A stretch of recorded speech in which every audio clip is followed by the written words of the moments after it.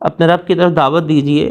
یہ بات ذہن میں رکھیے کہ دین کی دعوت دینے کے لیے کوئی مخصوص اور متعین طریقہ شریعت نے مقرر نہیں کیا. جو لوگ یہ سمجھتے ہیں، ہمارے بعض تبلیغی بھائی وہ یہ سمجھتے ہیں اور سمجھنا شروع ہو جاتے ہیں کہ تبلیغ منحصر ہے مخصوص طریقے میں.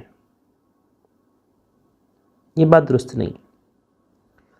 اللہ جل شانہ نے اعلاء کلمت اللہ، کیونکہ تبلیغ بھی کس لیے ہے؟ اعلاء اللہ کے دین کو بلند کرنے کے لیے نا.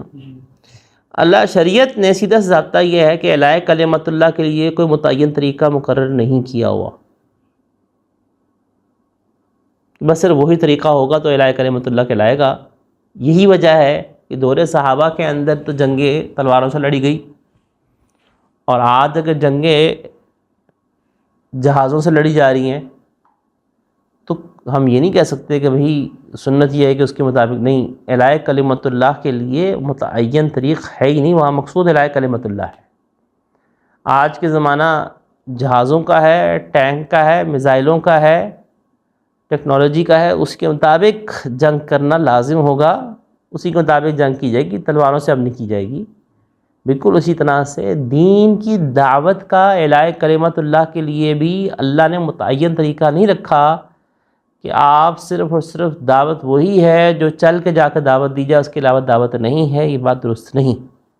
کیوں؟ اللہ کے نبی کرم علیہ السلام نے اس زمانے کے اندر جو ذرائع تھے ان کو استعمال فرمایا. آپ علیہ السلام نے مکاتیب بارکہ کو بھی لکھ کے دعوت دی ہے، اور آپ علیہ السلام بنفس نفیس دعوت دینے کے لیے بھی گئے.